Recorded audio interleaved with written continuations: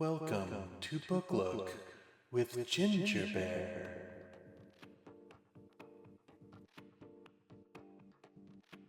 Hello, everybody.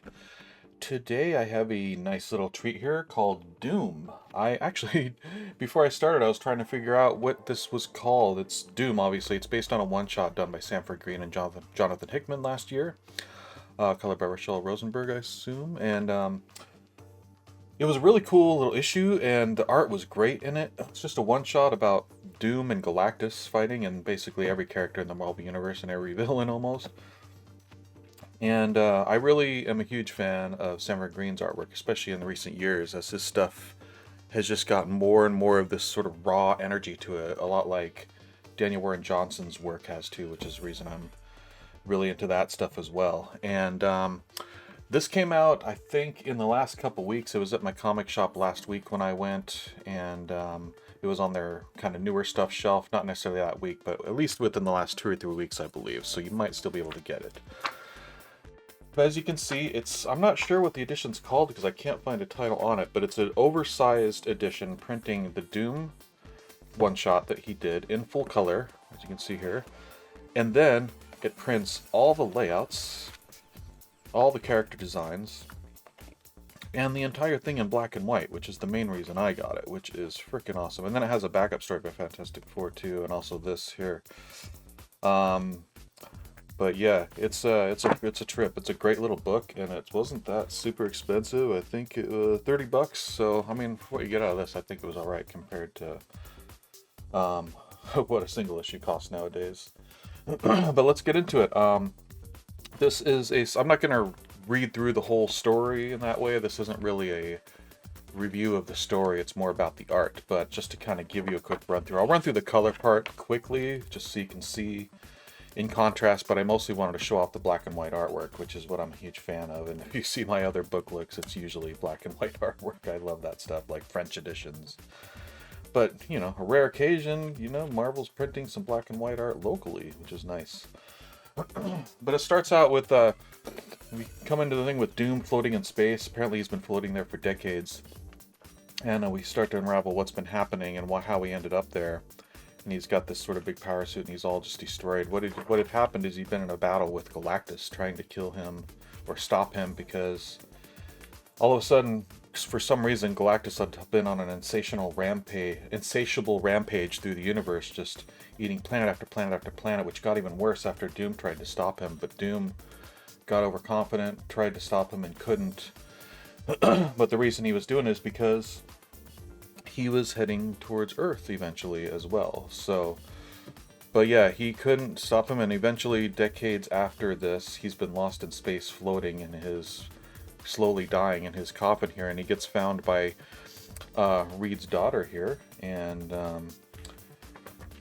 Days of Doom. Here we go. Let's keep going through here. So, yeah, so she's in this is actually shaped after Doom's head now in the future, but this is Nowhere, which is the celestial head that they have in Guardians of the Galaxy. That's like a whole like space station in itself, or city. And it's in Shi'ar space, which I don't think they addressed in the movie, but I'd love them to make a movie about the Shi'ar people. All right, so here we go, and yeah, they're kind of doing a callback on the whole story that happened and stuff, the battle with Doom and his big suit that he made to fight Galactus, and how ultimately it failed. And, yeah, here we go. This is kind of just more explaining what happened in the big fight and how he was defeated and destroyed his armor and his machine and everything. But they don't really know why Galactus has been on this sort of insatiable rampage. I can't say insatiable all of a sudden. More so than usual, just eating planets at a high speed, more so than the calm sort of drifting through space and devouring one planet at a time slowly through time. But that's sort of what they're explaining here. He's going through and just destroying planet after planet after planet, whole civilizations erased, you know, world after world after world. And then in that time, while Doom, because it got worse after Doom fought him, and he just started going crazy, just destroying everything, making his way to Earth. And as he approached Earth, Reed Richards, Mr. Fantastic, realized, well, I gotta do something, so he tries to come up with a plan to solve the problem. And what he does is he rallies up all the heroes of Earth at once together to go fight Galactus to try to stop him in one final battle. And that's one thing that's cool about this comic is Sanford draws pretty much every single character in the Marvel Universe, at least that's active right now. I mean, there's more if you draw everyone that ever existed, but this is kind of like the current popular roster of what's going on. And yeah, and the thing that's cool is he draws every character pretty much on model and very recognizable, but it still has his style, which I think is something that's a bit rare and really cool. You know, there's people that can draw these characters in their own style, and I like it. It's not necessarily on model as much, but it just looks cool in their style. And then there's people who are a little bit boring and kind of basic, but very on model, you know, but they don't really, you know, steer away from it too much. And I'm not always as into that, you know. It's like kind of like the traditional Marvel style they might stick to, which is what the executives like, of course. But yeah, and the layouts are just crazy too. But when we're in black and white, I'll get more into that because it's easier to see too. But yeah, as we see here, so that's just, you know, the onslaught of all the heroes fighting Galactus and of course ultimately failing. And then we get to the part where now the whole Earth is destroyed. Nothing's left living except for her. You know, Reed Richards' daughter there. So her name's Valeria, by the way, Val. And yeah, so she's left the only one living, trying to solve the problem herself with her genius. And in the meantime, she also starts explaining that beyond Earth, the rest of the universe realized what was going on with Galactus and wanted to try to stop him as well. So all the Guardians of the Universe started collecting to fight him as well, and they ultimately failed too. And because, you know, he's always been known to devour planets and, you know, go across the universe destroying things, but he's just going through it so hard and fast that there's something going on, and eventually he's going to destroy the whole universe, so they know everybody's got to destroy him. Excuse me. So what happens here, let me see if they showed it here. I don't want to jump the story too much here. Okay, cool. So yeah, what we have here is then, so she's collected Doom back, she's, you know, rehabilitated him, and is getting him geared up to sort of fight Galactus again and try to stop him once and for all, and also discover why he's been doing this. It's sort of a side panel here too, which is cool. Let me turn off this light too. The glare is a bit much. Hopefully it'll adjust all right here. There we go, much better, and you can still see everything. Cool. But yeah, so to get through there, you know, they're talking about Galactus there and where he's going, and this is where they start revealing. They figured out exactly why Galactus is doing what he's doing, because eventually he got to the Sentinels here, and you know, he killed all the Sentinels violently as well, and they realize it's because the Sentinels have these machines up here, which can basically reset the universe in a way that it will end this universe and start a new universe from scratch.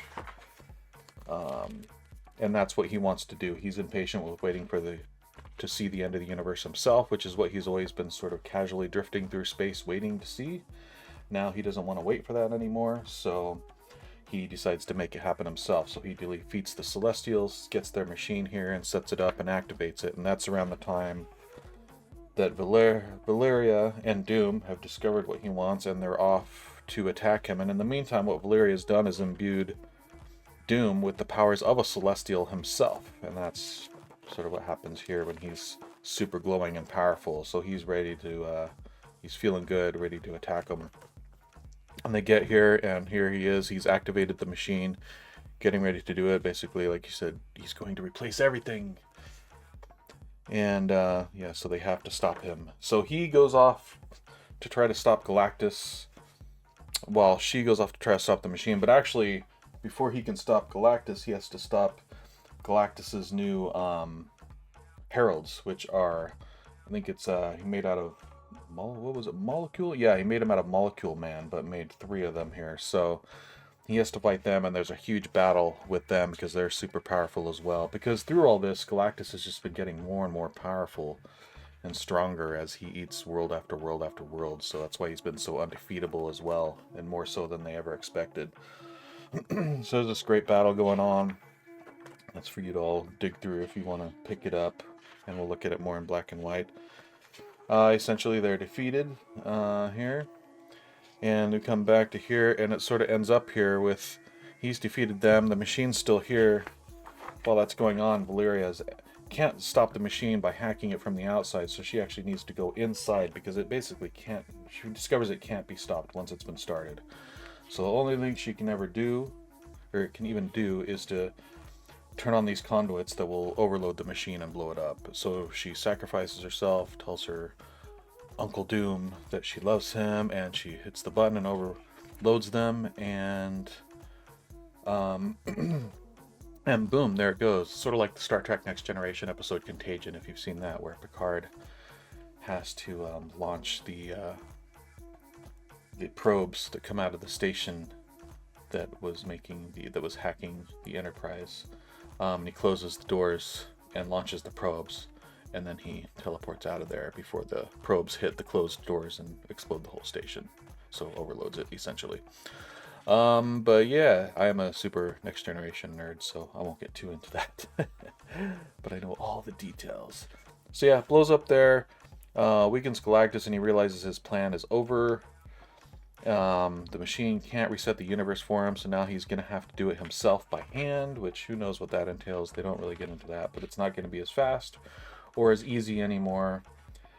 And also now Doom realizes that Valeria just sacrificed herself, the last basically human alive, and of course his niece, and he is like outraged and ready to kill Galactus over it, which ends with a big standoff between the two. He's ready to destroy Galactus, and Galactus is ready to destroy Doom. It's like the big standoff, and that's just kind of where it ends right there. So, because that's not really an important part of the story. It's more about just kind of the journey of what happened with Doom and all this. So, I'm not sure if they were taking this somewhere afterwards, or if it's just a one-shot, just a fun story. You know, not even in canon necessarily, because everyone's dead, of course, but a possible future that could happen. This is one of the ones Doctor Strange saw in Endgame. But yeah. So there we go, and we got some covers here. And then here's a quick rundown of the plot. It's definitely done Marvel style, so it's interesting to read. It was created by Sanford Greene, then Jonathan Hickman wrote the plot here, and then threw it back to him to sort of make changes as he needed, as he drew it, and then Jonathan Hickman scripted it. And they got their designs here for the logos. And then we get into the character designs here, which are really cool to see. I mean, Doom's pretty traditional, but it's just, you know, like I said, the poses and the proportions and just the line work of Sanford Greene have this great energy to it that I love. It's almost like this sort of warped, stylized face there. That's kind of what all his stuff has, but it doesn't get too far off model. It's still accurate and recognizable. I like it. Yeah, here he gets imbued with the blood of a celestial. His armor was made, I think, of adamantium and something else too. They kind of talk about that a bit. Kind of a touch of everything in the Marvel Universe, building the ultimate suit and power-up for him for his final battle with Galactus. So yeah, we got Valeria here. She was a pretty interesting design too. I liked it. She was, obviously a very young girl, but also wise beyond her years through trauma, obviously, and you can kind of see it, with the bags under her eyes and just her whole look and gaze, and which I thought was pretty well done. She still looks young, but seasoned at this point, but she doesn't look ugly or destroyed. She's just kind of like, a poor kid who's been through a lot. So, and also very smart and a great look in her eyes. So, that was pretty cool. A lot of subtleties to her look. And here's Galactus, of course, pretty traditional there, but same thing, just with the Sanford Greene flair. And then here's just all his I guess you got to go through and draw all the characters in the Marvel Universe once before you go on page, I would imagine, so you don't screw it up. And God, this is a lot of work, just these sketches of all these characters, It's like so many. And they're all good. So, I mean, of course, it's cherry-picked, I'm sure. But you can see a little bit of his little red sort of sketches he did underneath too before he went in and inked it. Look at all these. It's so cool to see. Just all this looseness. Who's this bear? Is that a Marvel character? I don't even know, but I love it. This old-fashioned Iron Man here with the the Armor Wars sort of like gear shoulder thing. These are pretty cool. Even this dude, like, is that the traditional Loki design or a different character? I can't remember now. Yeah, Swamp Thing. Man, so many cool ones. And yeah, it's interesting how some are like the modern designs, a lot of them are the more traditional designs, like old school Marvel and stuff. So, is that the that's Cosmic Ghost Rider actually there, which is pretty interesting to throw on. I didn't see if he's in there. I'll look later, but traditional Ghost Rider and Cosmic Ghost Rider, which is an interesting story too. If you pick up that book, Blade here, gotta throw in some Blade. That's pretty awesome. Excuse my grunting, dry mouth. And like Xavier with the crazy, or is that Xavier's sister actually in this one, where she wore the big helmet like that? Could be Xavier himself though, from the new X-Men books. The little runt Wolverine, which I like. I love the short runt Wolverine instead of the taller standard Wolverine. Oh yeah, man, going old school with these dudes. Old X-Men stuff, New Mutants and stuff. But Alpha Flight, some West Coast Avengers in here. Man, it must have been fun going through all the research. Just, you know, I think Sanford Greene was sort of left to kind of play with it however he wanted and add who he wanted in here, and he went to town and had a great time with it. How do you even find all these? You know, the research to find all these would take me weeks alone. You know, is there? I mean, I guess if you have the those old Art of Marvel books, I forget what they were called, that showed all the individual characters. But of course, now that I'm on video, I have a brain for it, and I can't remember what it was called. But it came out in the 80s, where each page, you know, the alphabetical collection through the all the Marvel characters drawn by all the popular artists of the time.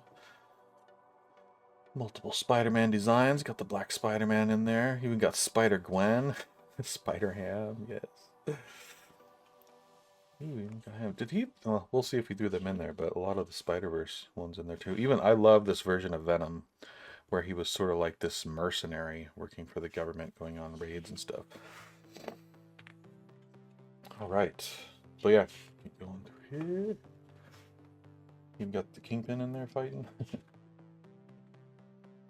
Oh God, if anyone's seen Ant-Man 3, you know, you know. I liked Ant-Man 3 actually, unlike a lot of people, but that was just ridiculous. Alright, here we go. So this is pretty cool stuff too. Like, this is the layouts for it, and man, they look good. Let me see if we get some glare if I turn the light back on here.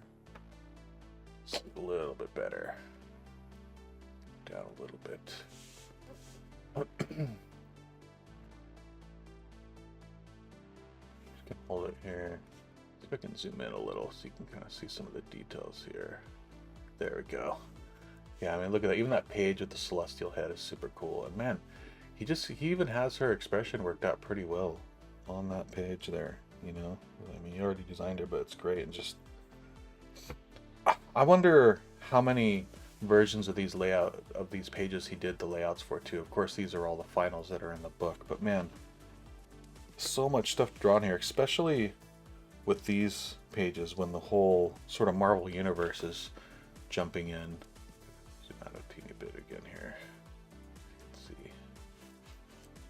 Can't fit it in here. Yeah, especially when we get to these. I mean, back in here, hopefully this doesn't give you a headache zooming in and out. But I mean, look at that. I mean, he, of course, didn't draw every character, and he just has their names in there. I mean, just trying to remember who each character was supposed to be in this one would be nuts. And then this one, too. This most, I mean, the original art for it's just so full. And yeah, God, just the layouts on this are crazy. And honestly, I don't tend to like non-traditional page layouts with like these crooked angles, you know, or crooked panels like this and like this, you know. I mean, a lot of artists in the 70s used to do this. Like Neil Adams did it a lot, and people loved it. And honestly, that's, you know, regardless of the genius that Neil Adams is and the amazing artist, it's actually one thing that always bothered me about his books. I didn't really like angled panels like that. I just don't like how it looks. Very rarely do I like how it looks on the final page. But, you know, that's just personal taste. So who am I to judge Neil on anything? He knows what the frick he's doing. But yeah, so here we go. This is the gem part of it here. The black and white, which is just beautiful. I mean, God, look at that. So I don't know why, like, everything can't just be printed in black and white. You know, no offense to the colors. Again, personal taste. But man, it's just... I'm trying to see if this is too dark. Alright, bear with me here. I just don't want too much glare on the pages here.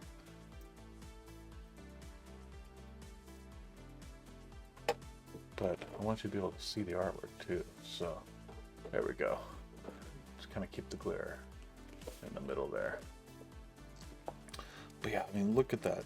Just all those blacks and everything and the stars. And I love his white splatter there. Just really nice spotting of blacks. And he just draws your eye where it needs to so well too. I mean, I go right to that mouth there. You kind of get how he's feeling. You know, he's just been slowly dying there. You kind of get how he's feeling just from that. He's just floating here in space. Also, this cover was so good. This is actually what appealed to me to the book before I even knew what it was about or that Sanford was drawing it. It's this sort of Buck Rogers intro callback here, which I love that with the circles and the different dimensions he was falling through. If anyone's seen the intro to Buck Rogers, the old classic show from the 70s, I recommend getting on YouTube and checking it out. Yeah, another great, just huge spread here, man. Not a 2-page spread, but big splash page here. Valeria's ship coming in and finding them, pulling them in. It's so simple here too with all the silhouettes, but it just really pops out from such over detail here, which is great. Really well done. Yeah, same here. Just great spotting of blacks. Really pops, but there's so much going on. This is the stuff that sort of reminds me of Daniel Warren Johnson too. Like the stuff I love about both of them. Not to compare them too much, but like they just get all this sort of cool detail going on back there, and it just looks so effortless and cool, you know. But get a little closer there. But let's see here. Right, one other thing.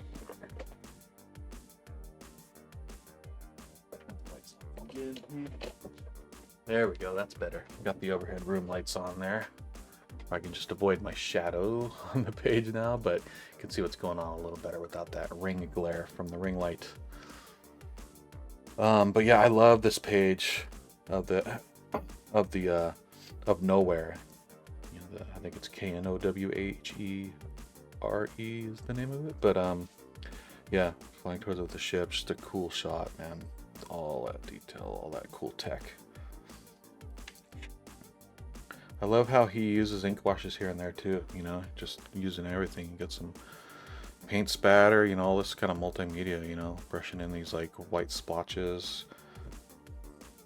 Looks like he's even cross-hatching a little bit and then doing white fingerprints over the top of it, you know, but not all the way, so it looks kind of gray. And it prints nicely too. Let's see. So here we go. Yeah, another great layout of her telling the story with all, it's almost like framed in by all this crazy detail, which is so cool. And God, this 2-page shot of them is amazing. Man. I'm not even a big fan of Doom as a character, honestly. A lot of people love him, but I'm not even a huge Fantastic Four guy, honestly. But how can I resist this? You know, this is amazing. So... And how can I say that? I even worked on the Fantastic Four movie too, the Josh Trank one. I was the previous supervisor on that, and boy, do I have stories. If anyone remembers the chaos of that movie in the news, when Fox was making Fantastic Four by Josh Trank, you can look in the news and read all the stories that were going on, all the rumors, and I'll tell you this, they are all true, and it's just the tip of the iceberg. It was quite the nutso experience. So I'm glad it's over, but I'm kind of glad I experienced it because it's some great stories. But yeah, find me at a party and get me drunk at San Diego Con and I'll tell you everything, maybe. But yeah, so it's just some more great layouts of the whole battle between them, you know, just these huge, like, I mean, man, it has this kind of classic sort of Kirby feel to it too, of course with the Kirby crackles, but just the way they're drawn and the way they're laid out on the page and just the poses, it's just so bold. It definitely reminds me of classic Kirby Marvel stuff. God, look at all that detail. Love that. All these pipes and tubes, you know, fucking falling apart. It's so awesome. Yeah. Galactus flying over there. Yeah, another great shot of Galactus here. Man, that is so cool. Very kind of traditional shot of Galactus I've seen done a lot too, but just, I don't know, something about Sanford's line and how he lays it in there is so great. Like, he has really tight, precise line work, but then he gets this sort of brushy stuff, like dry brush going too, which looks really cool. And it's definitely a big part of his style too, especially if you look at Bitterroot too. It feels like it really kind of grew in that to what he's doing now, and now it's like super solidified in his style. But yeah, you see his face merging. Oh man, but yeah, I'll let you read the story here, but it's just him sort of as he's going nuts, sort of more and more insatiable as he's destroying all these worlds and all these aliens. Another just cool page, and God, he gets the scale looking so good on these too. Like, you don't even really know what these are. I mean, they're worlds from reading the story, but you might not always know that, but you can still tell, like, without even knowing what those are or what the scale's supposed to be, you know, these could be pebbles for all you know, but the scale looks amazing. Just the angle, the Dutch angle, you know, with the sun behind him, and just even just the silhouette, only drawing the legs. I would never even think that that's gonna sell as a good panel. But yeah, just the perspective up on it just fills the page so nicely too. So this is cool too. I love, you know, this angle with the screens going up. It's not even like perspective in the distance. It's almost just straight up there, but it has this Dutch angle. It looks really cool. All right, here we are. Might see a little hiccup in the video there because another OBS issue. OBS is less in endurance and withholding anger with the way it works, but everything froze up on me. It was still recording audio, but the video wasn't going anymore. So, but yeah, I think we got it synced up pretty nicely here now, and we'll jump back in on this page here. So this page is just, God, it's so cool, man. I'm trying to stay out of the light here for the shadow, but man, so many characters. Like this and the next sheet is what I was talking about in the layouts. I mean, look at that shit. But yeah, I can see everything. You know, this should be just a big... Well, let me go back. I won't jump too much. But these should just be a cluttered mess. Like, he is so good at spotting his blacks and separating everything consistently throughout the page that I think is just one of the hidden talents and skills you need to be a good comic artist that just not a lot of people can do. Either they don't do it and they just don't add a lot of black and they let the colors handle it, or like this, they're just amazing at it, but some people aren't. It just becomes a big jumbled mess. And yeah, I don't know, this is a unpopular opinion too, but sometimes Chris Bacallo, or Bacallo, his stuff is so good. I love his stuff, don't get me wrong. But a lot of the time he'll have a huge complicated page with all these blacks and stuff, and the whole thing will just kind of jumble together and I can't even tell what's in there, what's going on. So I wish he'd just kind of open it up sometimes, especially in earlier X-Men days. But or like when he did a steampunk novel, it was inked beautifully, artwork was great, panel by panel, but sometimes overall it would just sort of be a dark mess. I don't know. I mean, maybe it's just me too. This is all personal opinion, and I mean nothing wrong, nothing against Chris himself and the art, because he's definitely always been a favorite artist of mine in comics. So the last thing I want to do is say anything negative about his art in general, but the dude should change nothing really. But maybe just, you know, sometimes leave it, open it up for color a little bit. Who knows? Who am I to say though? But yeah, so as you know, looking at this, I mean, even from a distance, you can just kind of make everything out. You can kind of see the panels there and how it all splits up. You know, it's got this weird sort of jagged thing, and you can see it. You know, and it kind of is neat how certain characters will break out of it to, you know, create depth. I mean, it doesn't really make sense, you know, because like the thing, his fist would be coming in front of the panel, and if Johnny Storm's hand is breaking it back there. But you know, this is hardly a traditional panel, and it doesn't really matter. It just kind of makes him pop. Whereas you don't really need to make the thing pop. So he's making creative decisions here that I don't think were really all that bad, even though they're not necessarily correct or traditional. But yeah, and then moving on to this, we got the bigger one here. It's like, my God, this is just like This is, if I could see this artwork in person, it would be so cool just to hold it in my hands. It must be huge. Oh my god. And yeah, same thing though. Like it was all very clear and easy to read. I don't know what it is, and of course, the biggest blacks and fades and shading are, it's almost like kind of shaded with that dry brush again in the middle, whereas nothing else is as much, and it really makes that pop too. And you just go right to Galactus's head in the middle. But if you want to look at anything specifically around it, it's easy to find everything, including this freaking Howard the Duck here. It's like, come on, Howard the Duck. You had to throw him in there. He was probably laughing while he did that too. But yeah, got even these, Swamp Thing, Cable in there, the traditional Venom. It's interesting. We were looking at the character designs he was doing earlier, some of the more classic designs and sort of the mercenary version of Venom, but that's not what's in here. I wonder why he made the choice to do that one. Wonder if there was any editorial input as far as which versions of which characters should be in here or not, or if it's just a decision on the whim. Because I mean, they have Devil Girl and something Girl and Devil Dinosaur in there, which is pretty cool. He draws her really cool too. Like I would read a comic drawn like that by her. So, not a bad character too. The art's a little too kiddie for me, but I like the stories. They're actually not too bad. Man, kind of even the traditional blowing the bubble there with Jubilee. But yeah, so there we go. Feel free to get this and tear it apart as much as you can. I just want to keep staring at it all day, but I won't bore you doing that here. But yeah, moving on here, then we get to, gives you almost a nice, he's good at the pacing just for your resting your eye too, because like it's a bit simpler, it's getting crazy, a little bit crazier here, then it's just getting super crazy, and then this is just all balls out, and your eyes just like, ooh, you're almost exhausted after this. Then you're like, okay, let's give him a break. It's like a DJ playing a nice synthy song in the middle of all the kind of hard beat techno at a set to sort of give all the people on their Molly a rest so they can smoke a cigarette and get a drink before they get back into dancing for another 3 hours straight, so they don't collapse on the dance floor. Not that I would know anything about that, but drugs are bad. But yeah, this is great too. I love just these rough cities too. Like he has great moments where he'll just sort of go rough on the line work, which is another comparison to Danny Warren Johnson that I like too. He won't even sort of rule the lines, he'll just kind of freehand it, but it's done with the sort of loose precision that makes it look cool and consistent and detailed, and it's just the city falling around him with his silhouette there is a really cool choice.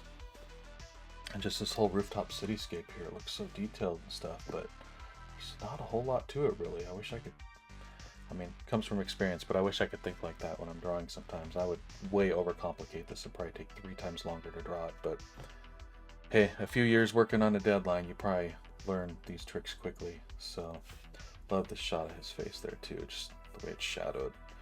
I love his rendering lines here too, with this sort of dried, like, tight brush line here, It's not like a dry brush, big stroke. It's like individual line brushes, but it's almost like it's slightly dried out, so it has that sort of grit there on the edges of it. You kind of see there, which is one of the things that is unique to his style. And he does it on her legs too, with her, they're like fine line rendering, but they have a grit to them, which kind of adds to the appeal. But then he'll bust in with some really nice, precise line work like this. There's nothing rough about that at all, but it blends so well. In this Doom face, like that should just be a big jumbled mess too, but I can tell what's going on.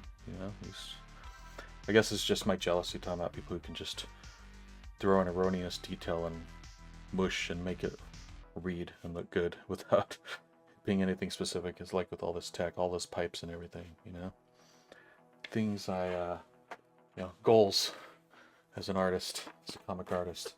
But yeah, they gave us the little visual break here, and then we're right back at it. Blah! Let's melt your brain again with awesomeness.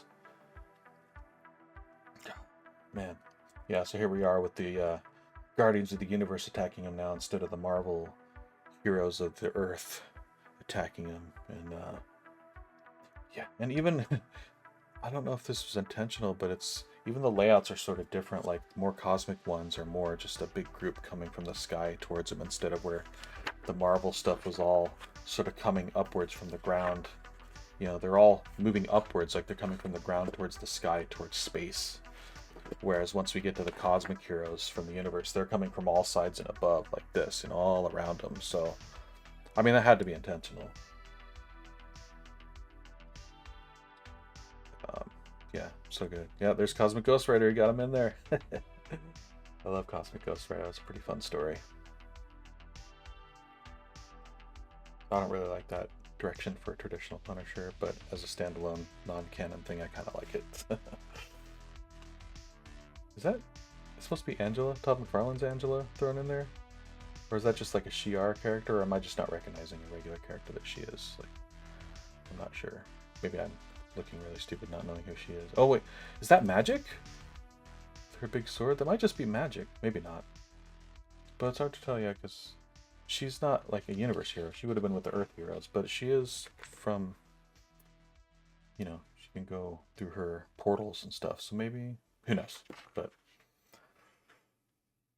oh, so cool though. But yeah, then the 3 power cubes that imbue into his celestial armor that they make here. And of course they're all defeated. Then we got the power-up Doom here. Yeah, just super cool angles. I love how he uses his Duchess here too. They really draw your eye to it, but they don't look too obvious and the perspective isn't too strong. Yeah, I love this side panel too. Yeah. I mean, there's so much going on. It's so busy, but it's still a nice break for the eyes too. And even this, it's so tiny, but I know exactly what this is and who those guys are. You know, it's like this is what makes the best comic artists, man. Yeah, and here we are. It's a great angle. It's, you know, going to attack the Celestials too, and then just freaking ripping them apart. It's almost a shame that it's not a longer comic, but who knows if it would have been cool or not. But it'd be kind of cool to see the whole battle between him and the Celestials. But it would just be all a bunch of mindless pounding and blasting and shrapnel. It's just basically art detail masturbation. Basically, it wouldn't really have any story, so it might get kind of boring after a while. I just want to see Sanford drawing that cool detail of ripping stuff to shreds like he did with Doom earlier, because I love his detail. I mean, look at that. That's so cool. Love that. But it's all just free-handed and loose for the most part. I think, well, this looks like he has some ruled lines in there. But it's hard to tell, but it's definitely mixed in with non-ruled lines, you know, like got some curves just for the outer contours. There's no way he draws a circle that perfect, though. But, you know, he makes good choices on where to draw the precise lines, and they're just a small part of it, so that everything in the middle, he can just sort of freehand and make it feel loose and detailed and make it look really cool. And it all blends together really well. Really interesting designs of the environment too, the ground and stuff, where it's all kind of spiky and everything. Mushroom rocks. Yeah, and the multiple machines and everything.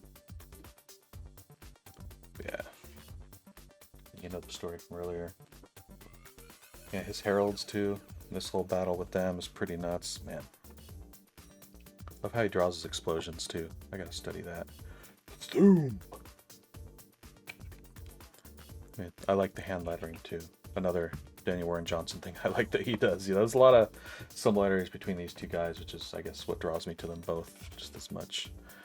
You know, traditional sound effects, but you draw it in and put your own textures, and it just makes it blend with the art so much better than just computer lettering. Let's see. Yeah, man. See, it's the same thing, like these angular panels usually would drive me crazy, but I don't know. Somehow here it just adds to the movement and the action, and it just reads really well. I mean, this gets a little nuts in here, but, you know, not too bad. I mean, I can still see what's going on, and you're not, it doesn't really matter if you can't see exactly. It doesn't have to read perfect here. All you need to do is feel the motion and the speed and the destruction, honestly. It's like anime, you know, they get all the shaky cameras and the beams and the explosions going around, and they probably do like 3 key poses of the character flying through the sky, and then they do all the shaky cam and destruction, but it feels like a huge big action sequence. Yeah, It's a skill, man, knowing where to put it. Yeah, I like that sound effect too. Boom. That pose, I love that guy. Yeah. Kick their ass, man. See you, dude. You're gone. That's a super cool pose too. Love that sort of orb energy thing. And man, that's cool. No solid lines there, man. Just all speed lines, burning them up. Old manga style. Yeah, just... It's like for metal, he does this sort of brushy stuff, which is really neat. Get the universe sparkle in his eye. I love how much he uses ink spatter in white and black, too. But yeah, same thing. Man, just so much energy in these panels, too. Man. Maybe it's good it's short, because it exhausts you by the end. In a good way, though. Yeah, she goes in. And even here, like, you know, why would you need to silhouette her there? It's a great choice, but in my me personally thinking, I'd be like, well, you silhouetted all this stuff to frame her, so you could draw her out and show her expression going in there, you know. But he didn't. He just blacked her out and showed the 4 there, you know, to kind of remind you who she is, without even showing her face, which is cool. Yeah, and then she's inside. Well, yeah, this is when she went inside, and she's that's her ship outside, and she's inside trying to hack it. More angry, getting tired, about to sacrifice herself, and boom, there you go. It's a great angle too of it exploding in front of him with Doom flying back. Good choice too. Like, if I were drawing him with so little space to draw the explosion, I would probably angle it different, because I'd be thinking I need to show more explosion there. It wouldn't have the right effect, but he pulls it off great. And yeah, and here we go. Doom freaking out, Valeria's death, memories, thinking about humanity, what everyone's lost, what he's lost, what he still has to lose. You know, much like anime, now he's really angry, so now he pulls out his final power that he never came up with before. But yeah, the Watchers, everything. But yeah, and here we are for the final battle for the end of the universe between these two. Even though there's not really anyone left in the universe except them two, so maybe it should just restart at this point. But maybe that's sort of the point.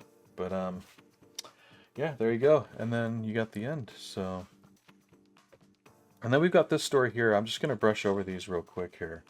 We got this one. This is kind of a weird one to put in. Like, not to say anything bad about Steve Epting, but you know, he's one of those guys that kind of draws really on model, and he draws very realistic and stuff, and the layouts are great and everything, and it's all very clean, but just compared to Sanford's stuff, it feels really boring to me. I didn't really get into it. I don't like this sort of stuff in there. This is a pretty cool page, but overall, I don't know, man. It almost looks like it's drawn from photos, and I don't like that. I don't want it to look like a photo reference was used. I want it to look like you practiced from a photo reference for years, but now you just drew this crazy expression out of your own head and stylized, you know.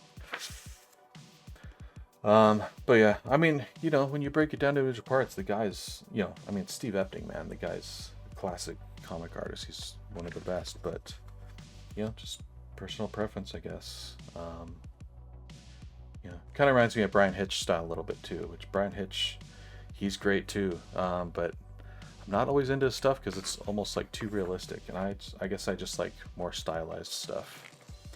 So, but I guess this plays into the whole story from the early one, is why it's in here. But, you know, considering it's not an actual graphic novel, it's just kind of a showcase of the art. I don't know why they felt it necessary to throw in, but, you know, some people get it for the story, I guess. It's important. But after we get through this, too,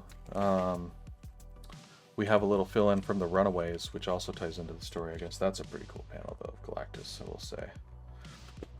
Yeah, and another Sanford Greene story here, which is actually a pretty interesting contrast. I'm not sure how old this is compared to his newer stuff, but I could be completely talking out of my ass here. But I wonder if this is pre-Bitterroot too, because his older stuff I didn't used to get as excited about. I mean, I knew of him, he was good, and he had a cool style, but it's like kind of cleaner and more cartoony, and it feels like, you know, through the years and through Bitterroot and what he does now, it got darker and kind of brushier and like sort of looser. And I don't see that in this, so it's actually a really interesting contrast to compare the two. I mean, you can still see the skill in his poses and his page layout and stuff, but it's like the actual art and inking. Did he ink it? Maybe it's because someone else inked it too. No, he inked it, so okay. But yeah, I guess just his origin. Sort of like Sean Gordon Murphy too. Sean Gordon Murphy, if y'all are familiar with him, he did something similar. He used to have this really clean, cartoony style, and I actually didn't like it at all. But then he, after at a certain point in his career, he just like cut loose and just got really just loose and rendery with all his lines, and just, you know, became who he is now, and he's just freaking awesome. But yeah, interesting to go through and look at it though. And it's still very dynamic layouts and poses and stuff, so it's still enjoyable to look at. I mean, I remember seeing him pop up here and there, and I'd like his stuff because of this, you know. But yeah, man. He still has a little bit of looseness in his line work too, but it's almost like he's sort of solidified it and pulled it all together now. So I'm not sure if the story ties into it or not. Was this like a kid Doom or something, or maybe they just put it in there to contrast the Sanford Greene artwork through the ages. But yeah, is this a teenage Winter Soldier?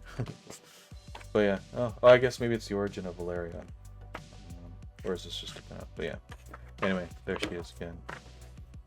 So, and there you go. There you have it. Here's the back panel here. The reviews, of course. Yeah, it collects Doom 2024 #1, which is just a one-shot. Fantastic Four from 1998.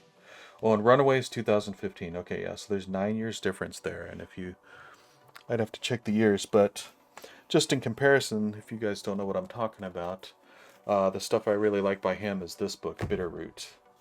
And this is where I really came to love his artwork. And, you know, this is a Doom video, so I won't get into it, but just to show you, like, I highly recommend this book as well.